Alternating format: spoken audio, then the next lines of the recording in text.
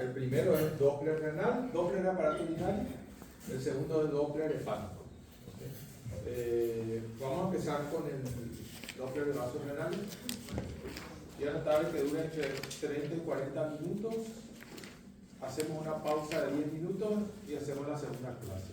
Y después tenemos una práctica rápida. Voy a empezar con Doppler de aparato urinario. Todas las imágenes son propias, no tengo nada bajado en internet. Todo lo que van a ver es lo que yo hago. Estas son las principales indicaciones del Doppler en el aparato urinario. En rojo vemos aquello que sí o sí requiere Doppler, o sea, que son exámenes Doppler. Tenemos primero el estudio de las arterias renales para el diagnóstico de estenosis, en el caso de hipertensión arterial. El diagnóstico de trombosis en venas renales, vamos a ver cuándo se busca eso. Y la evaluación de los trasplantes renales. En estas tres situaciones necesitamos sí o sí hacer Doppler. En las siguientes tres situaciones, tumores renales, cólico nefrítico, insuficiencia renal, el Doppler es un ayudante de la ecografía, o sea, va acoplado a la ecografía. Esta es la principal indicación del Doppler en el aparato urinario. Más del 90% de los pedidos de Doppler de riñones va a estar relacionado a esta indicación. El depistaje de estenosis de arteria renal en el contexto de una hipertensión arterial. Y por ese tema vamos a empezar, y este es el tema que va a ocupar la mayor parte de esta presentación. El Doppler de arterias renales es un estudio exigente para el equipo, para el operador, que requiere protocolo y tiempo. ¿Okay? Yo les aconsejo que por lo menos al inicio, si hacen Doppler de arterias renales, le den 30 minutos al examen. ¿Okay? Después uno va adquiriendo más habilidad, todo esto, probablemente el Lindolfo le dé 15 minutos, que es lo que uno termina dándole a estos estudios, pero al comienzo, porque van a ver cómo es el protocolo, que hay, sobre todo los protocolos hay que seguir al inicio, después uno se va volviendo más ducho y va encontrando cortocircuitos y acortando tiempo, pero al principio hay que darle tiempo a este estudio. El plan para esta primera parte del Doppler de arterias renales va a tener tres partes. La primera es cómo se hace un examen normal, cómo se hace un examen. El segundo es cómo se diagnostican las estenosis. Y la tercera parte es, vamos a hablar de algunas estenosis que salen de la norma, que son un poco diferentes. ¿Cómo yo hago este estudio? Comienzo de esta manera. Van a ver si se van a congresos, presentaciones o leen artículos que hay una especie de debate por dónde hay que ver las arterias renales, por el epigastrio o por los flancos. Mi respuesta es por los dos lugares.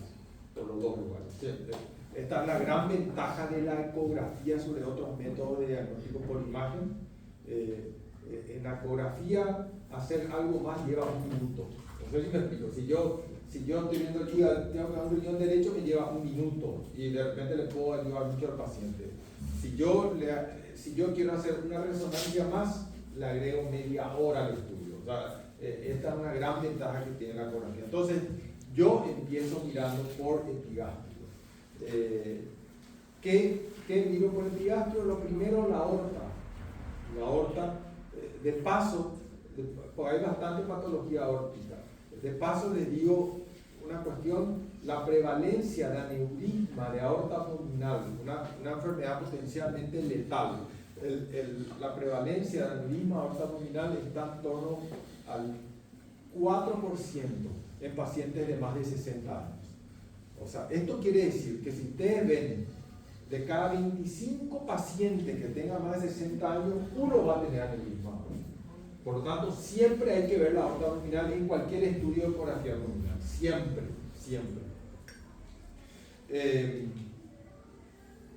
Y si ustedes no encuentran un aneurisma cada 25 pacientes, es que no están viendo. Si ustedes revisan su informe para atrás y no hay un aneurisma en cada 25 a 30 pacientes que tengan más de 60 años, estamos. Bueno, así se ve un aneurisma. Y lo que hay que hacer, la medida que hay que tomar es la velocidad sistólica en la aorta abdominal. ¿Okay? Ustedes ven ahí, la velocidad es de 112 centímetros sobre segundo.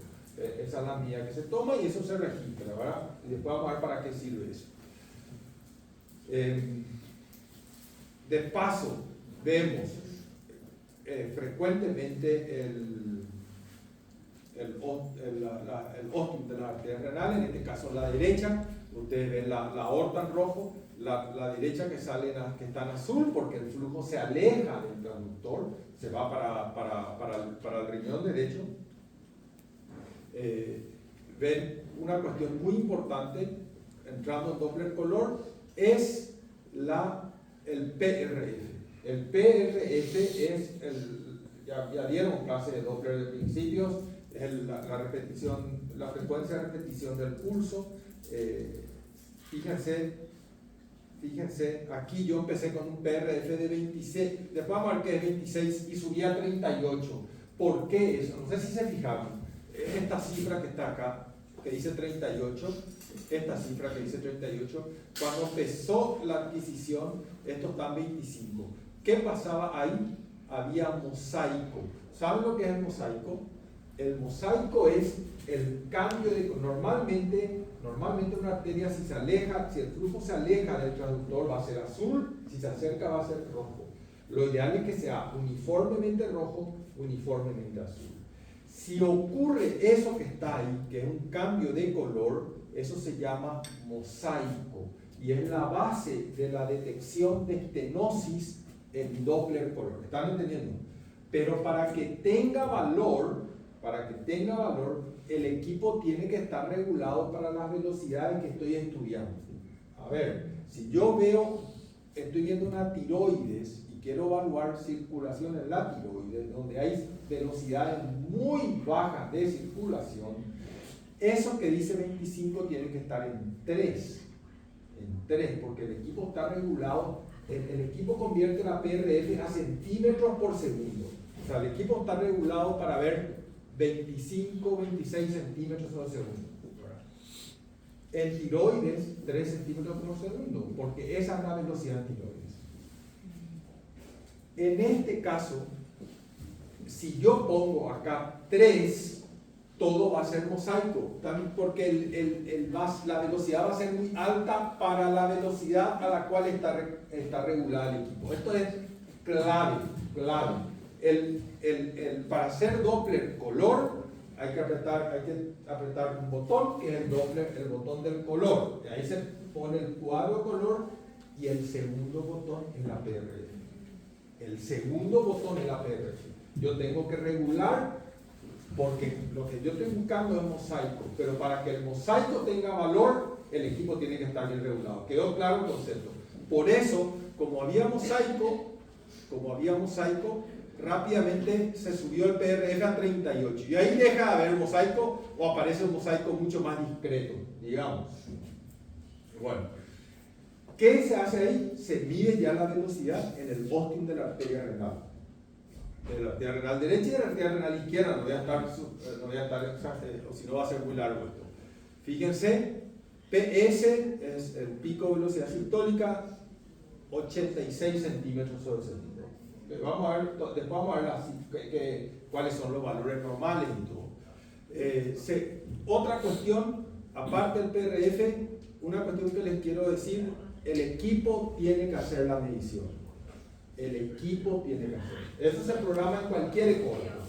Medición automática. Que el equipo mida, es mucho mejor que nosotros. No nosotros.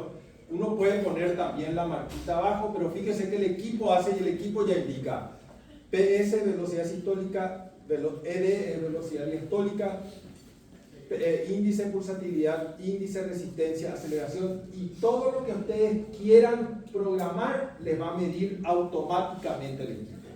O sea, eso uno presetea, yo entro, preseteo, ¿qué quiero que me calcule automáticamente el equipo? Elijo y ya automáticamente me dice así que yo estaré haciendo los cálculos. Y aparte es mejor y más reproducible.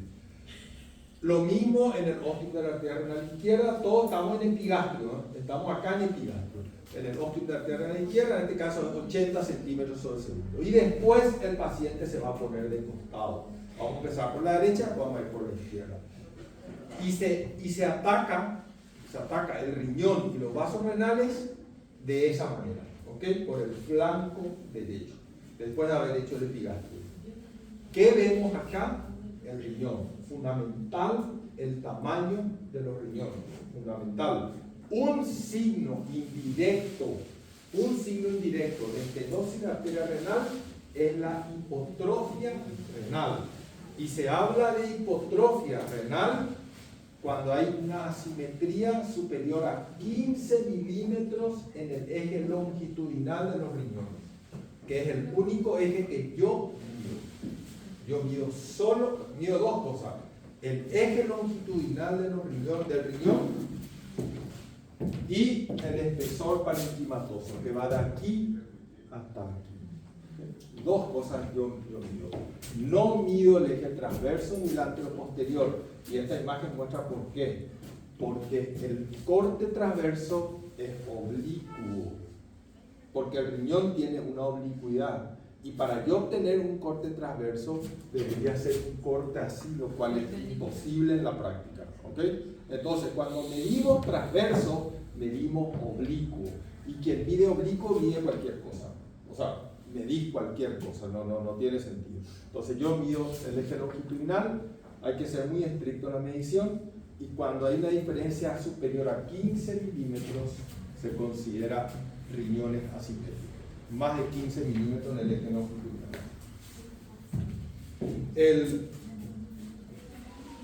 Doctor, Sí. cuando usted refería al riñón asimétrico, ¿es comparando con el otro riñón? Por supuesto, los dos riñones. Comparar con el otro riñón. Con 1.5 con 15 milímetros de, ya sea más grande o más chico. Bueno, generalmente Sin es comparar más chico. otro. Generalmente es más chico. Sí. A ver, cuando hay una asimetría, es muy raro que un riñón aumente de tamaño, que un solo riñón aumente de tamaño. Las condiciones que provocan aumento del tamaño renal son difusas. En la nefropatía difusa aguda hay un aumento del tamaño de los dos riñones. ¿Okay? Sin embargo, es posible que vos tengas un evento en un lado que achique el riñón. O sea, es muy poco probable que un solo riñón sea grande, es mucho más probable que un riñón se achique. Por eso, generalmente, si hay asimetría, en medicina nada es 100%, pero en general, si hay asimetría es porque un riñón se achicó. ¿Okay? Porque un riñón se achicó.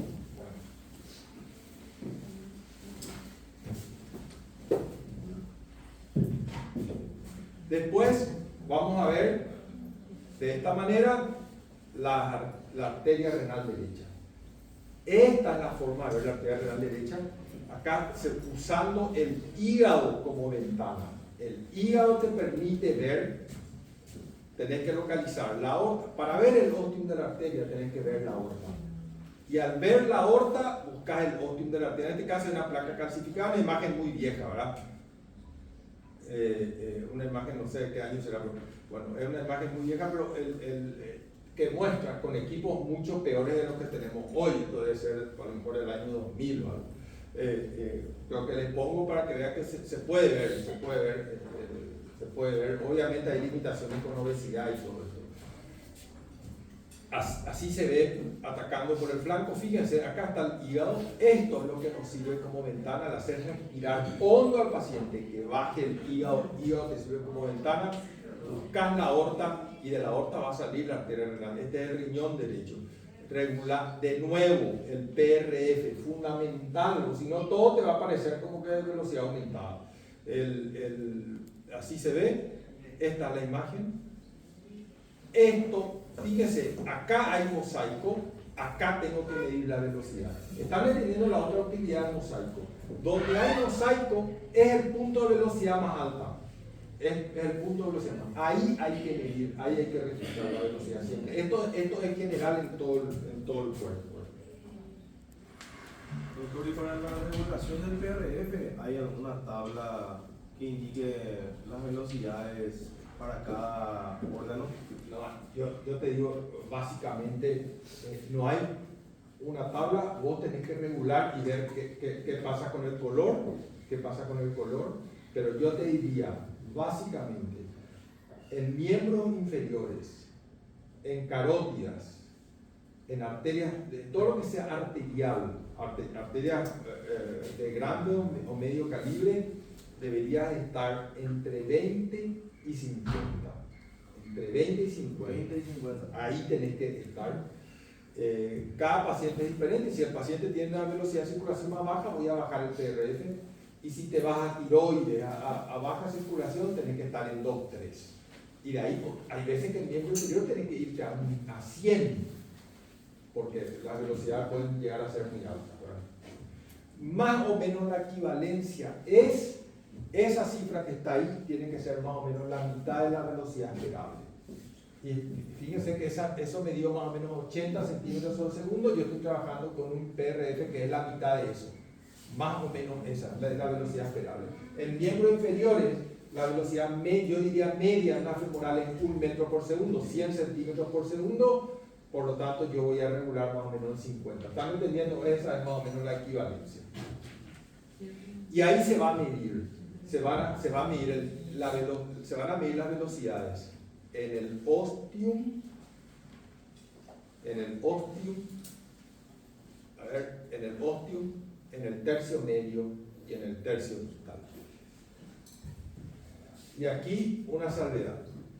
Hay dos causas de estenosis groseramente en las arterias renales: la ateromatosis y la fibrodisplasia. El 70% de las estenosis de arterias renales son ateromatosas, y la ateromatosis ocurre en un solo punto en el ostium de la arteria renal. ¿Okay? Por eso, si vos le estás haciendo Doppler a un paciente que tiene más de 60 años, esa es la edad de la ateromatosis. La fibrodisplasia se ve en pacientes jóvenes de 15 a 40 años. De 15 a 40 años.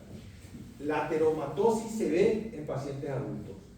Cuando ustedes vean un paciente adulto, olvídense del tercio medio y tercio inferior, porque la estenosis se va a producir en el ojo. Por eso, para el Doppler de arterias renales es muchísimo mejor un paciente adulto, anciano, que un paciente joven. El paciente joven puede tener su estenosis en cualquier lugar de la arteria renal, inclusive en arterias intraparenquimatosas. El anciano ateromatoso o el panvascular va a tener en un solo lugar. Es como la carótida, La estenosis se produce en el ostium de la carótida interna. ¿Ok? Bueno, entonces, pero por protocolo, yo les doy el protocolo, y sobre todo cuando se inician, es mejor respetar ostium, tercio proximal, tercio medio, tercio distal. Aquí vamos a obtener estos valores. El pico de velocidad sistólica en la arteria renal, vamos a retroceder 129, 130 centímetros sobre segundo en el tercio distal, ¿ven? 137 centímetros sobre segundo en el tercio medio, 96 centímetros sobre segundo en el tercio proximal. ¿Okay? Estas son las velocidades que tenemos. O sea, el pico máximo está en 137. Con eso, vamos el pico de velocidad sistólica. ¿Cuál es el valor normal? Algunos toman 1,5, otros toman 1,8. Yo tomo 1,8.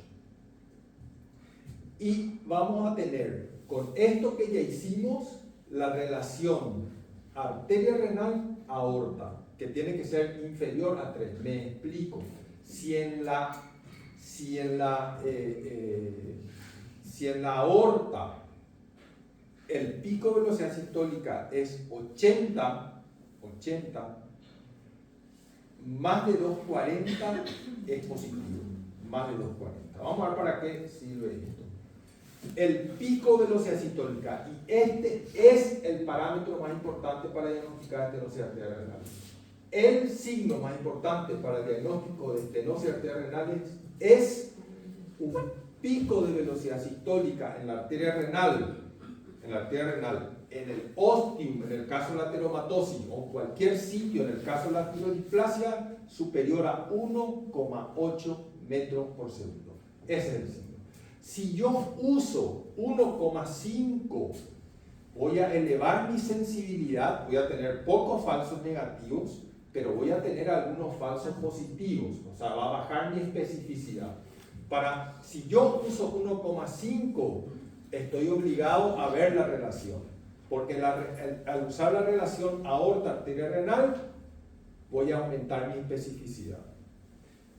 Siempre es importante tener el valor absoluto, que es el más importante, que es 1,8, pero también tener en cuenta el valor relativo. Por ejemplo, si en la aorta la velocidad es 40 centímetros por segundo, una velocidad de 1,5 es muy específica de estenosis. ¿Están entendiendo? Porque este es superior a 3, es súper específico. Súper específico. Así la velocidad en la aorta sea 20. Fíjense, si vos tenés 20, una velocidad de 80 en la arteria renal, que es súper normal, en este caso seguro el patrón.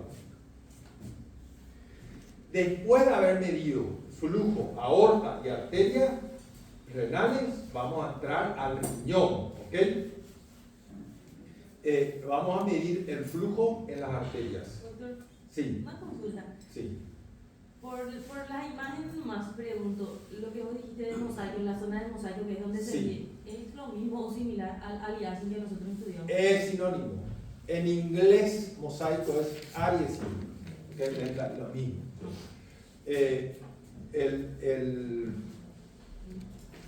Las arterias, ¿cuáles son las segmentarias? Las arterias renales vamos a tener segmentarias, interlobales y corticales, se van dividiendo.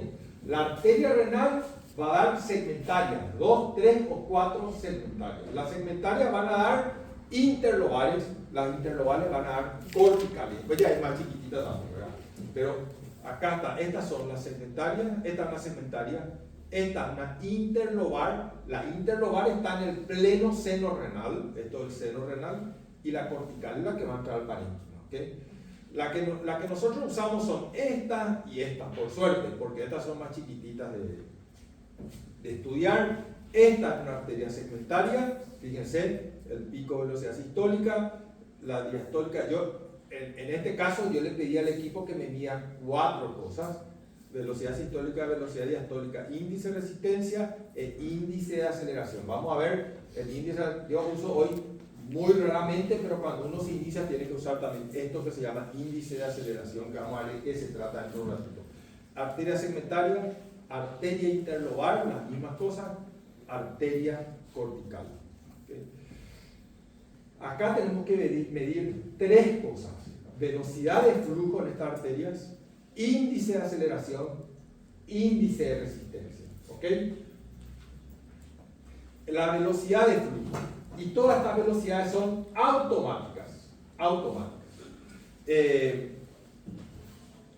Y se hacen por el equipo. La única actividad, para lo único que usan el dedo, es para corregir el ángulo. El ángulo es súper importante. Yo no entro mucho en detalles técnicos del Doppler porque supongo que ya vieron. El ángulo tiene que ser inferior a 60 grados. ¿Ok? A 60 grados. Siempre.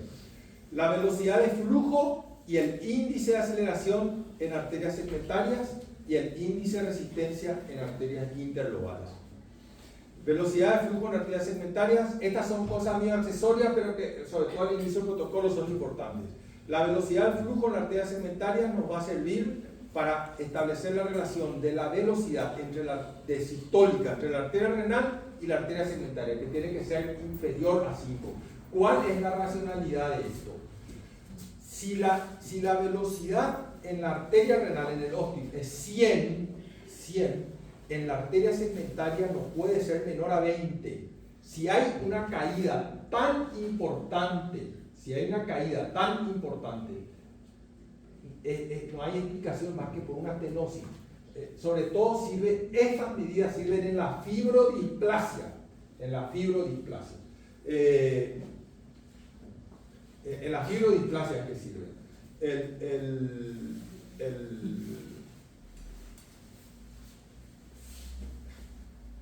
Me distrae que duerme. eso está bien. Bueno, perdón, me llega a la cabeza. Para la fibrodisplasia,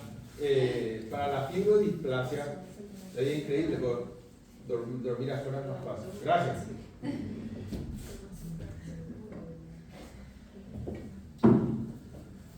Te agradezco.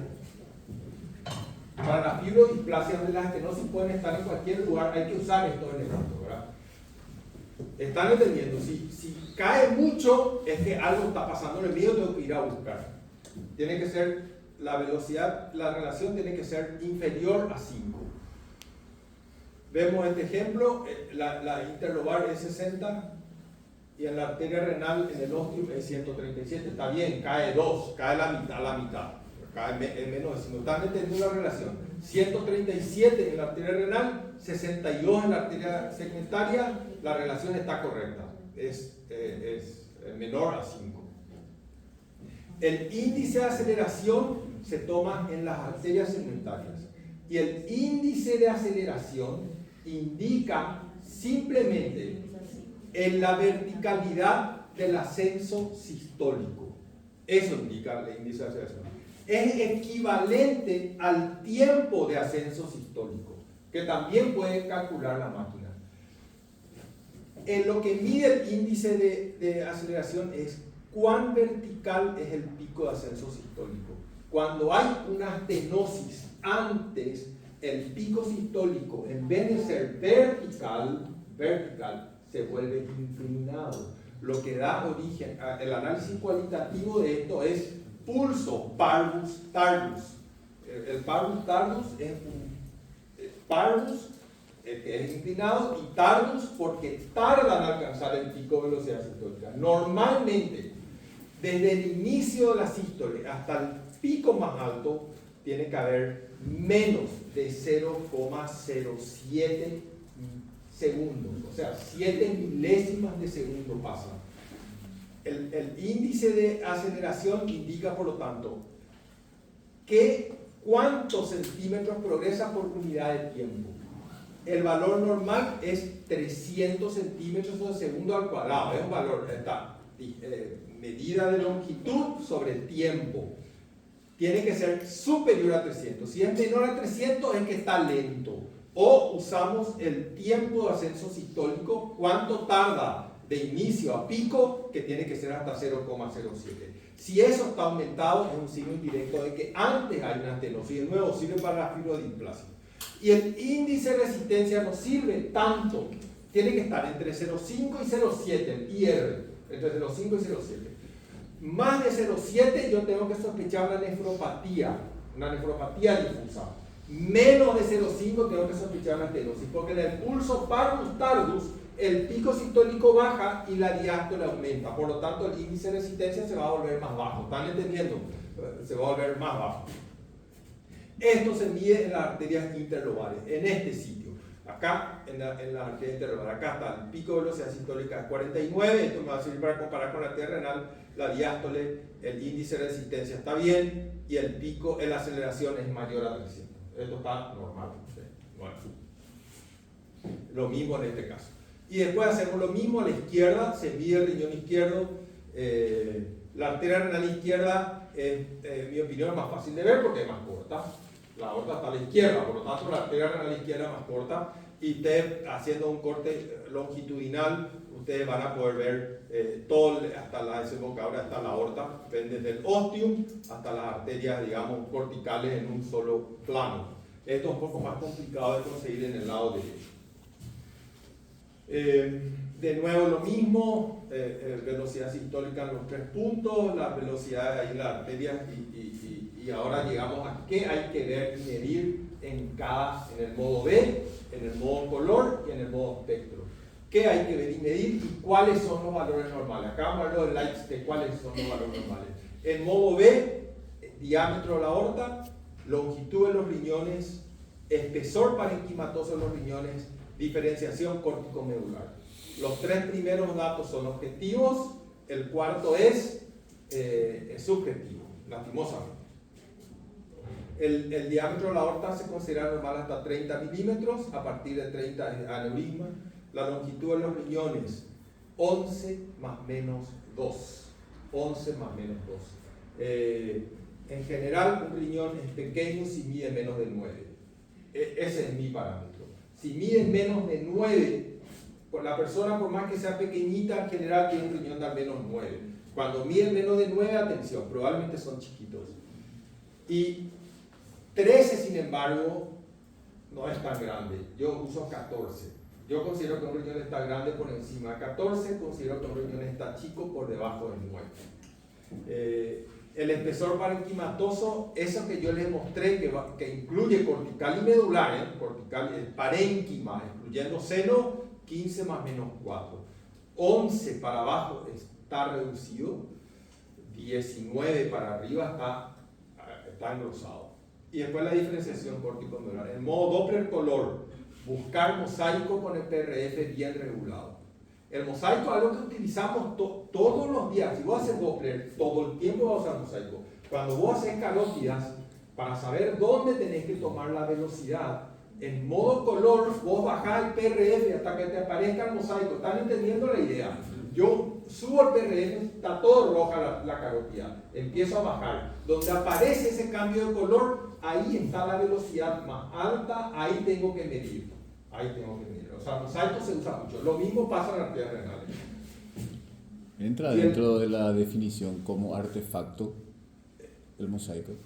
El mosaico es un artefacto, totalmente, es un artefacto. Sí. Es un artefacto afortunado, como la sombra sónica posterior, es un artefacto afortunado. Sí, me iba a preguntar algo. Sí, doctor. ¿En qué corte medimos la aorta? ¿En los dos cortes? Porque yo me imagino que es como... Es mejor en el corte longitudinal, por el mismo motivo del eje transverso de los riñones. En el corte transversal vos podés estar siendo oblicuo a la aorta. Si vos tenés que ver cómo se comporta la aorta en el eje longitudinal. Si es paralela la aorta al plano abdominal, tu corte transverso va a ser bueno. Pero es mucho más difícil equivocarse en el corte longitudinal. La aorta, mi respuesta es, el diámetro de la aorta hay que medir en un corte longitudinal. El espectro que tenemos que buscar en espectro, pico velocidad sistólica en aorta, pico velocidad sistólica en la arteria renal en 3 sitios, pico velocidad sistólica en arterias segmentarias en 3 sitios. No me olvidé decir, polo superior, polo medio, polo inferior, porque la estenosis puede estar en el medio en cualquier lugar, y estos datos te pueden indicar. Vamos a ver algunos ejemplos. El índice de aceleración en las arterias segmentarias también en 3 sitios, porque una vez que vos medís en la misma arteria segmentaria, el equipo te mide todo, ¿verdad? Bueno, y índice de resistencia en arterias interlobales, acá están los valores normales, ¿ok? Acá están los valores normales que ya vimos. Y este es el punto. Sinceramente, cuando ustedes vayan ganando experiencia, esto van a buscar. Van a ir a medir, sobre todo en la población adulta, ¿verdad? En la población adulta. Estenosis de arterias renales. Vamos a entrar ahí. La hipertensión renovascular es la hipertensión relacionada a una estenosis de arterias renales. Ustedes saben por qué se producen. Hay receptores de presión arterial en los riñones. Si yo le meto una estenosis a la arteria renal, la presión va a llegar sangre con menos, la perfusión va a tener menos presión en el riñón, no porque la presión sistémica esté baja, sino porque hay un obstáculo en la arteria renal. Entonces, solo ese riñón va a captar que hay menor presión, va a liberar enzima angiotensiva, ¿ok? Y esto va a elevar la presión. No porque ahí tenemos, cuando hacemos hipotensión por hipovolémico, de los riñones sale la noradrenalina natural, digamos, que va a intentar elevar la presión. La hipertensión renovascular es responsable de hipertensión en 2 a 3% de los pacientes. 2 a 3% de los pacientes hipertensos van a tener una causa renovascular, originalmente. Y esta es una pregunta que hasta ahora se discute. ¿Vale o no la pena hacer depistaje de estenosis arterial en hipertensos? ¿Y cuál es el mejor método? Estas son las dos preguntas. Todo el tiempo se está debatiendo. ¿Hay que hacer depistaje y cuál es el mejor método? Depistaje probablemente sí haya que hacer. ¿Por qué? Porque los pacientes hipertensos, no todos, y este es un punto súper importante, no todos, 60 a 70% de los hipertensos van a mejorar su hipertensión y o la función renal si se les revasculariza, si se les pone un stent. Pero no todos. Yo en una época, ahora menos, pero hacía stents de arterias renales y es desagradable que vos le sometes a esto a una cosa medio cara, complicada y no hay ni una respuesta. Bueno, vamos a ver cuáles son los pacientes que nos responden. La revascularización mejora en un porcentaje relativamente bueno de pacientes, la función renal y la hipertensión, la necesidad de medicación baja en un porcentaje de 2/3. El tratamiento médico es menos efectivo que la revascularización en general. La enfermedad aparte es progresiva, si vos podés detectar y frenar es mejor. Y lo peor de todo es que la hipertensión va a ir dañando el riñón contralateral y esto puede llevar a una insuficiencia renal como consecuencia de esta estenosis. Por lo tanto, la respuesta hoy es sí, hay que hacer depistaje. ¿Cuál es el mejor método? El método que se considera mejor es el Doppler color, ¿okay? Por varios motivos. Sería ideal hacerle angiotac a todo, pero no es posible, o angioresonancia. Lo que se hace es ecodoppler color. Y el factor fundamental para ser buen dopplerista, para hacer diagnóstico de estenosis de arterias renales, parece increíble esto que van a escuchar, pero esto está súper estudiado. La eficacia aumenta con el porcentaje de positividad. A ver, si yo de cada 20 pacientes que me envían, para Doppler de arterias renales, encuentro una estenosis, voy a ser súper malo. Fíjense que en mamografía no pasa esto, porque en mamografía, ustedes saben, más o menos, en las estadísticas europeas se conocen bien, más o menos 2% de las mamografías son positivas, menos del 2%. O sea, una persona que hace mamografía ve muy poco cáncer en relación a la cantidad de mamografías que ve, sin embargo, tiene buena performance. Acá no, acá, si vos siempre tus pacientes son normales, te volvés poco eficaz. Para ser bueno, tu porcentaje tiene que ser positivo, y ese porcentaje tiene que ser de 20 a 25%. Si vos trabajás con un buen equipo que selecciona bien los pacientes, 1 de cada 4 a 5 de tus pacientes debería tener una estenosis. Y eso no depende de vos, depende del clínico que te envíe. ¿Están entendiendo? Gustavo, esto no hace falta que sepan, pero hay 9 criterios. El clínico que evalúa al paciente hipertenso tiene que encontrar una de estas 9 cosas en su paciente para enviarte al paciente. Y si el paciente tiene una de estas 9 cosas, su posibilidad de tener una hipertensión renovascular pasa de 2 a 3% a 25%. O sea, las chances suben exponencialmente si aparece una de estas cosas. Si tiene un riñón más pequeño, si tiene una hipertensión que está progresando muy rápido, que se desarrolló recién o que responde poco al tratamiento, etcétera, etcétera. Después yo les paso de esto, no voy a perder el tiempo. El algoritmo es hacer el ecodoppler color. Si el ecodoppler color es positivo para estenosis arterial renal, el paciente si califica, va a ir a arteriografía y angioplastia. Si es inconcluyente o negativo, pero hay mucha sospecha clínica, el paciente tiene que ir a angiotac o angioIRR. O sea, si mucha sospecha clínica, si tiene alguno de los 9 elementos que acabamos de ver, tiene que ir a angiotac o angioIRR.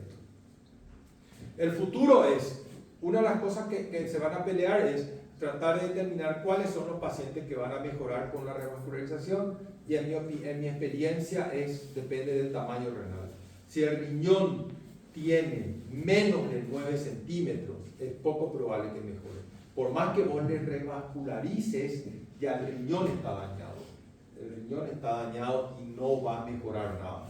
Ese es el criterio que yo uso hoy. O sea, a mí me toca decidir Menos de 9, te aconsejo tratarle médicamente porque la revascularización no le va a beneficiar. Las causas de arteria renal, hablamos ya de esto, son dos, la ateromatosis y la fibrodisplasia. A la izquierda una ateromatosis, una estenosis ostial en la arteria renal izquierda. A ver, esta es una arteriografía con sustracción digital. La estenosis está acá. Y en la fibrodisplasia es un rosario, ¿ven? Un rosario. Esta es la imagen típica de fibrodisplasia. Y fíjense, la arteriosclerosis, el 70% de las estenosis son arterioscleróticas, se van a producir siempre en los 2 centímetros proximales de la arteria. Siempre. Por eso son más fáciles de diagnosticar. La fibrodisplasia puede estar tercio medio, distal, ramas intraparenquimatosas, puede estar en cualquier lugar. Por eso la eficacia de todos los métodos, no solo la ecografía, es menor en el diagnóstico de la fibrodisplasia. Somos bastante peores diagnosticando estenosis por fibrodisplasia que estenosis por ateromatosis. El ecodoppler es lo mejor, y lo mejor que tiene el ecodoppler, lo mejor es que evalúa la hemodinámica. Yo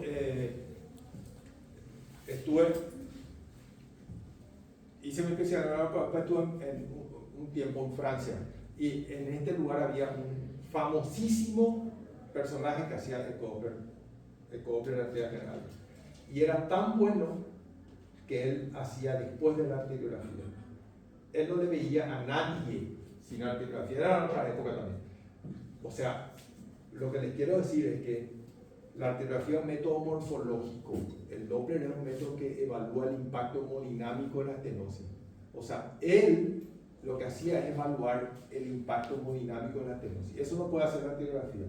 La arteriografía te evalúa solamente morfología, pero lo más importante es el impacto hemodinámico de la estenosis. Por eso yo, que hago angiotac, me gusta mucho más el Doppler para carótida que el angiotac. Me siento mucho más confortable porque yo veo el impacto hemodinámico, que es lo que realmente tiene importancia. O sea, y esta es lo principal, te muestra si hay parvultado, etc. Y lastimosamente, como toda la ecografía, es operador dependiente, que este es el problema, ¿verdad? Por eso es que cuando ustedes vean cualquier estudio sobre ecografía, te dice, si vos lees la sensibilidad de la tomografía en el diagnóstico de la colecistitis aguda es de 80 a 82%. La sensibilidad de la ecografía es de 30 a 90%. Así, porque depende de quién hace. Las limitantes son las de todas las. Ya vimos los signos, ya vimos estos signos, repasamos ahora otros ejemplos. Mosaico, el equipo está bien regulado. Esto dice, ¿cuánto dice? 33, ¿cierto? Y acá aparece un mosaico. Por lo tanto, donde está el mosaico hay que medir. El pico es 2,45. Se terminó el estudio. Esto tiene 2,5 metros por segundo. Hay una estenosis en la arteria renal. Obviamente te vas a medir en algún lugar en el riñón para ver si hay pulso parvultado, si es que tiene, porque no todas las estenosis dan pulso parvultado. No todas, la más importante sí. Ya está, el diagnóstico ostial en un paciente. Otro mosaico aquí, no veo el PRF, pero bueno, otro mosaico en el ostium de esta arteria renal. El pico de velocidad sistólica es 2 metros sobre segundo, 198. Por lo tanto, es también positivo. Se terminó el estudio.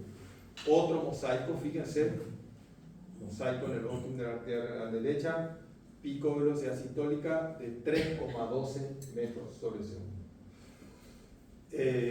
Y esto es el pulso parvultavus. Este es el tiempo de ascenso sistólico, ¿ven? Que es 0,13. Se ve mal, pero es 0,13. Es superior al 0,07.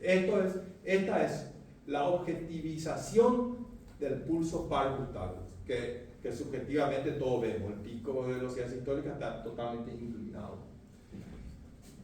Esto ocurre en el lado de la estenosis, pulso parvultavus. Esto ocurre en el lado que no tiene estenosis. Este es un pico de velocidad sistólica vertical y este es un pulso parvultavus. Otro ejemplo, paciente jovencito, no me acuerdo, era joven. Así se ve. Ven el mosaico. 40 y pico creo que está el PRF, ¿verdad? 40 y pico. Está bien el PRF. Y miren el mosaico que se ve en el tercio medio de la arteria. Esto es la vena cava. En este punto la arteria renal está pasando detrás de la vena cava. Y se ve el mosaico ahí. ¿Ok? La otra arteria de la misma paciente, la otra renal. Esta chica tenía, lastimosamente, esto está muy mal, me olvidé de tapar esto, pero tiene 28 años. Les pido disculpas, esto está muy mal. Porque sale el nombre de la paciente. Bueno, así se ve, lo mismo, vamos a ver el mosaico con el PRF bien regulado. Hay claramente un mosaico en el tercio medio de la arteria. Claramente. Arteria renal derecha en el ósteo, pico de velocidad sistólica, esto es 80, o sea, está menos de 80 centímetros por segundo, normal. Es un espectro medio raro, si ustedes se fijan, medio raro. ¿Y qué pasa en el tercio medio? El pico de velocidad sistólica está alrededor de 3 metros sobre segundo. ¿Okay? Hay una estenosis claramente en el tercio medio, pulsos parvus, tardus en el riñón. Esta es otra paciente joven, acá 33 años, 30 años, 33 años tenía en el momento del estudio. Esta es la arteria renal derecha, parece todo normal, velocidad de 71 centímetros por segundo en la porción inicial, todo bien. Y miren lo que pasa lo que pasa en la entrada, en el ilio. El pico de velocidad sistólica se va a 229. Quiere decir que la estenosis está acá. ¿Están entendiendo? Está ahí.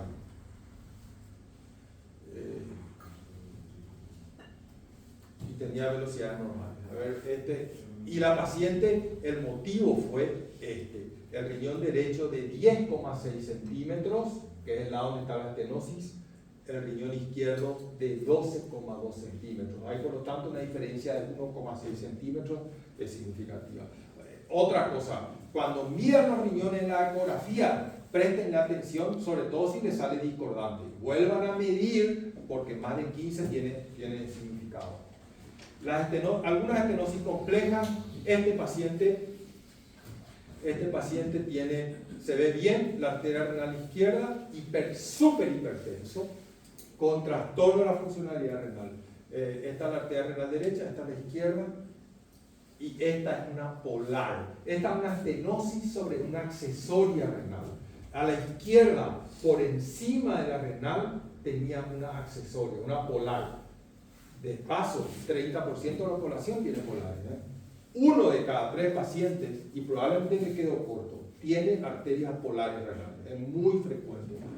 Y la estenosis en la arteria polar tiene el mismo impacto que en la arteria principal. Vos podés tener una polar de 2 milímetros, que si está estenosada va a tener el mismo impacto. Entonces, este paciente tenía una polar que se dio ahí con un mosaico. En la renal, el pico de velocidad sistólica era de 40 a 50, en la polar era de más de 2 metros sobre segundo. Bueno, el paciente tenía, fíjense el año, dice ahí, 2006, hace 20 años después. El paciente tenía un riñón pequeño y yo le puse un stent y no sirvió para nada. No mejoró nada. Disección de aorta. Ven el flap intimal. Flap intimal no se conocía el diagnóstico, no se conocía, se vio ahí, flap. El paciente tiene, a ver si se ve, acá está el riñón, espectacular. Miren el riñón derecho. El riñón derecho tiene una mitad inferior espectacular, ¿ven? Y una mitad superior totalmente atrófica. Y tenía 2 arterias renales, esta y esta, una polar superior y una renal. La renal estaba abierta, la polar estaba metida en la disección y estaba ocluida. ¿Okay? Es una oclusión de la polar superior que explica la atrofia del polo superior del riñón. Trombosis. Las trombosis de las venas renales pueden ser tumorales o cruóricas. Las cruóricas se ven en el síndrome nefrótico. Recuerden esto, síndrome nefrótico, si hay una alteración de la función renal hay que sospechar trombosis de venas renales, porque por motivos que no vale la pena explicar, estos pacientes tienen predisposición a hacer trombosis de venas renales. Fíjense que blanco es el riñón hiperecogénico, medio grande, 14,1 centímetros, la insuficiencia renal aguda, síndrome nefrótico. Fíjense bien en las venas renales, siempre, en todos los síndromes nefróticos, porque es una complicación bastante clásica. Bastante clásica, como en este caso, el paciente con síndrome nefrótico se degradó la función renal, la vena renal estaba trombosada, ninguna señal en la vena renal. ¿Y qué ocurre? Cuando tienen dudas, vayan y midan el espectro en el riñón. Cuando haya un flujo, parece una arteria o un miembro inferior, parece un flujo arterial de miembro inferior de muy alta resistencia, ¿están de acuerdo? ¿Verdad? Tiene un flujo diastólico reverso, quiere decir que hay muchísima resistencia. ¿Por qué resistencia? Porque toda la red venosa está trancada, o sea, la arteria está entrando y se encuentra con una muchísima dificultad para salir, para que la sangre salga del riñón. Por lo tanto, el índice de resistencia es superior a 1, o sea, es 1 o superior. Cuando sospechan trombosis de vena renal, sobre todo en el contexto de síndrome nefrótico, o en el trasplante, si tienen un trasplante renal, ven esto, el paciente tiene trombosada la vena. Casi no hay otra, porque el rechazo agudo eleva el índice de resistencia, pero no va a invertir el flujo diastólico. ¿Okay? En los tumores, es la segunda causa. En los tumores, el Doppler va a servir para dos motivos. Para confirmar que es sólido, es fácil, hay que apretar un botón, y si vos ves flujo, no es un quiste, es un tumor. Hay tumores que son muy hipoecogénicos, que pueden pasar por quistes, sobre todo los linfomas. Y segundo, el carcinoma de células claras, el tumor renal más frecuente, tiene una apetencia por la vena, tiende a invadir la vena. No es que trombosa la vena, invade la vena, hay tumor en la vena. Es como el hepatocarcinoma. El hepatocarcinoma el tumor entra a la vena porta. Acá el tumor entra a la vena renal. Cuando vean un tumor renal, siempre hay que ver la vena renal. Este es un corte longitudinal, vena cava por debajo de la vena, está la vena renal izquierda, un corte longitudinal de la derecha hacia la izquierda. Esta es la vena renal izquierda, permeable, acercándose a la cava, la vena renal derecha sin flujo, ocupada por tumor. Toda la vena está ocupada por tumor. Esto es importantísimo, porque lo primero que hace un cirujano que va a operar es meterle una pinza a la vena renal, al hilio vascular, arteria y vena, va a pinzar para que no le sangre la cirugía, ¿están entendiendo? Si tiene un trombo, el trombo se puede defender, y se puede. Y yo conocí casos de gente que se murió por ese motivo en el quirófano. Acá está la vena renal derecha, esta es la vena cava inferior, está ocupada por un tumor. El tumor se puede ir hasta la vena cava, se puede ver en la vena cava transversal, hay trombo. Mal pronóstico. Estos pacientes no se pueden operar, obviamente hay que hacerle quimio y listo. Una cosa muy importante vean en blanco y negro.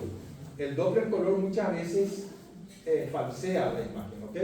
Esto parece permeable, pero si ustedes se fijan en blanco y negro hay algo raro en la vena, y si se fijan en detalle van a ver que hay tumor en vena, ¿ok?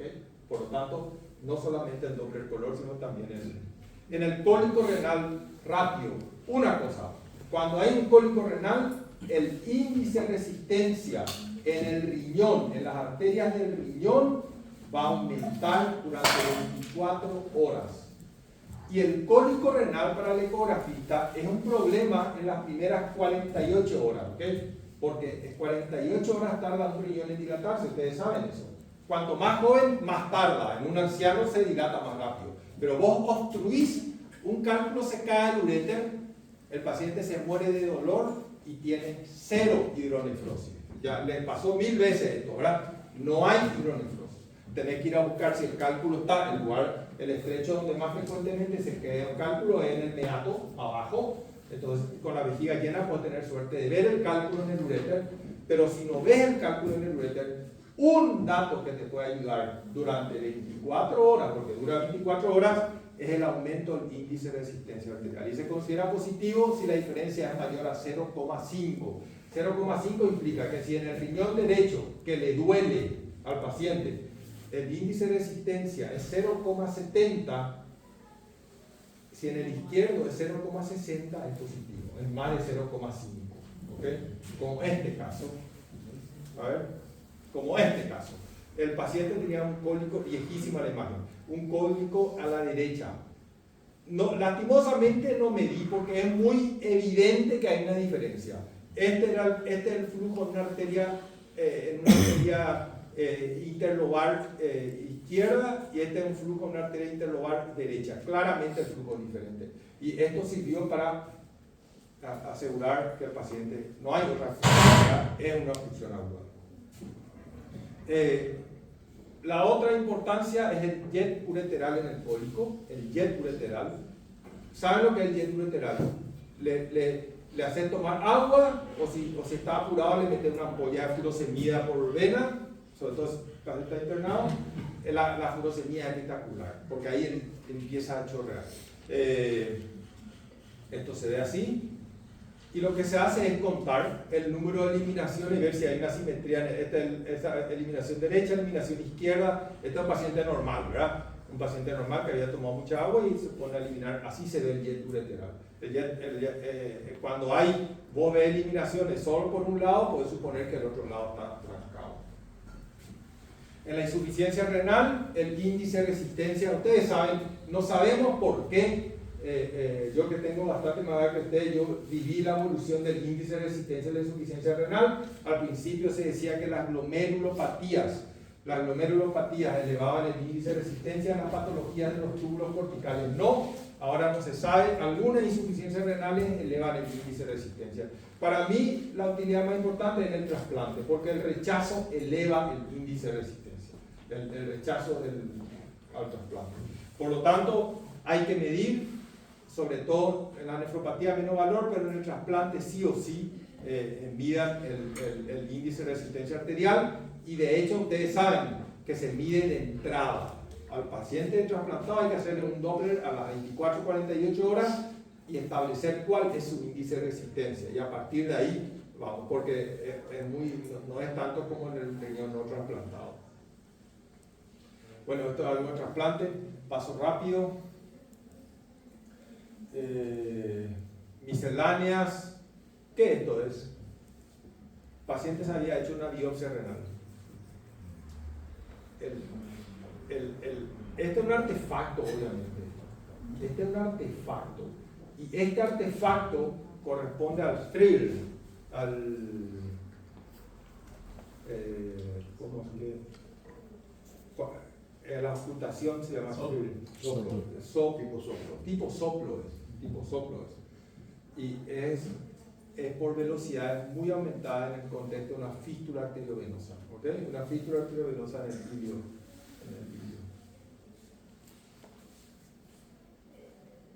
Un falso aneurisma. Bueno, la indicación reina es la estenosis arterial renal, es un estudio exigente, el mejor signo es 1,8 metros sobre segundo.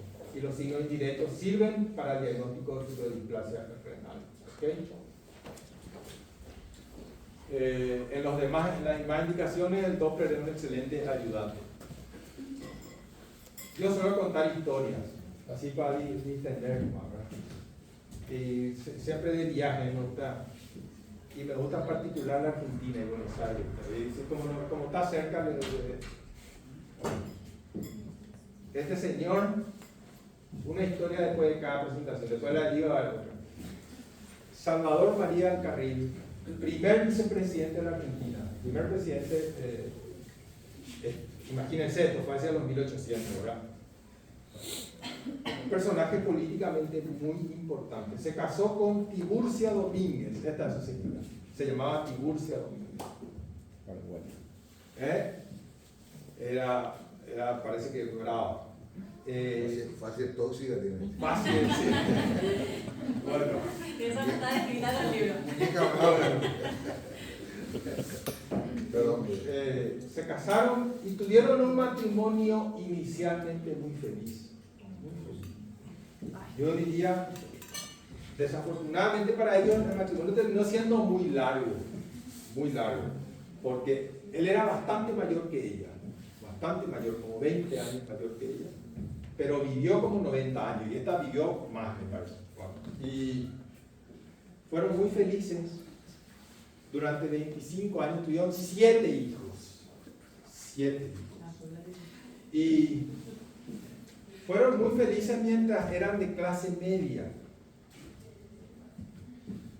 Y a los 25 años casados, poco más, poco menos, el Salvador María Alcarril recibe una herencia inesperada. Porque si vos sabés que te casás con uno que va a heredar, te preparás, ¿verdad? Pero esto fue inesperado y recibió una de eso que soñamos todos, algún tío por ahí que se muere y te toca. Bueno, le pasó al fulano se le murió un tío que no sé qué, se quedó sin heredero, le recibió la fortuna, pero como dicen los argentinos, ¡pum! Para arriba. O sea, la situación se da vuelta muy bruscamente, la situación económica de la familia. Y ahí el dinero no trajo la felicidad, todo lo contrario, porque esta señora desarrolló un hábito malo, empezó a gastar dinero de manera brutal.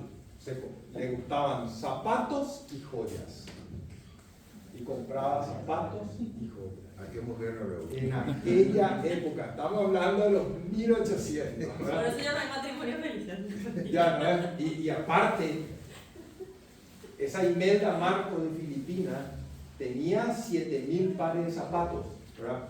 No podés usar eso, no sé, o sea, está loca la cabeza, bueno, ¿para qué querés tener 7000 zapatos? Bueno, no puedo usar, bueno, algo parecido.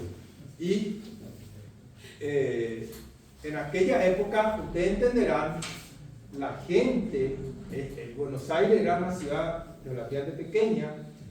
Esta mujer no es que se iba con una tarjeta de crédito ni con dinero, se iba a los negocios, era rica, esposa del vicepresidente de la República, y decía, llevaba cosas, dame esto,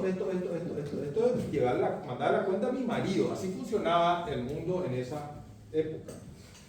Empieza a haber problemas en la pareja, el marido le dice, che, para un poco, y empieza a ver, hasta que ocurrió esto que está acá. Esto es real, esto se publicó en un periódico en primera página, se llamaba El Nacional Argentino. Ahí hay una carta del fulano donde decía, explicaba todo y dice, señora, a partir de ahora si usted le entrega, yo no me hago cargo más de ningún gasto de esta señora, la señora fulana de tal, que oficia de mi empresa. Si usted le entrega mercadería, es a cuenta y riesgo de ustedes. La Tiburcia se enojó mucho. Y nunca más se hablaron.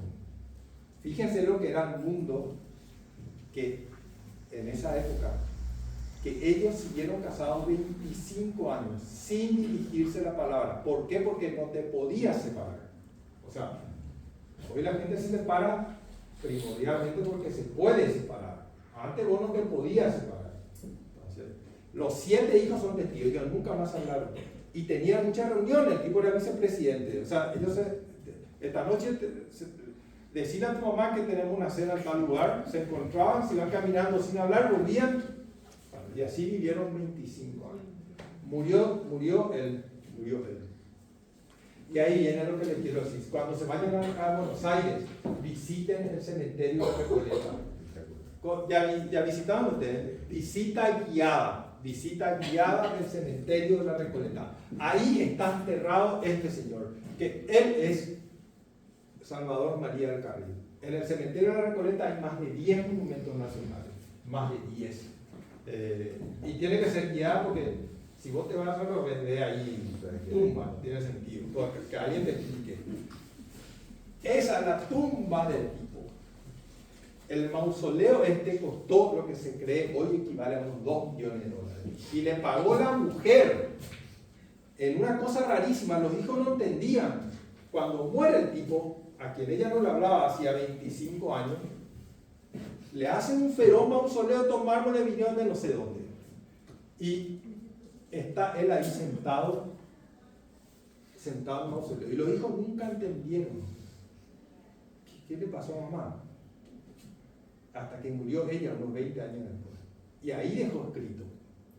Ahí está el Señor, retratado en la silla donde se sentaba en su casa. Tenía una silla, copiaba una silla, y esta era su actitud. Dice que él llegaba a su casa y se sentaba y miraba al horizonte. Bueno. Y ahí está. Y murió ella. Y dijo, yo quiero que me entierren con mi marido. Con mi marido quiero que me entierren. Pero dándole la espalda. Esto es real. Porque yo jamás puedo ver de la misma manera que él las cosas. Por lo tanto, que esto quede para la eternidad, que yo veo las cosas de manera diametralmente opuesta a mi marido. Y ahí está Tiburcia y el otro que no se ve. Están enterrados en el mismo lugar. Así que la próxima vez que se vayan a Buenos Aires, visiten esto porque ahí están los dos. La historia es real, así ocurrió. Ahora entiendo por qué se usa Tiburcia. Esa es la entrevista. Vamos a parar 10 minutos.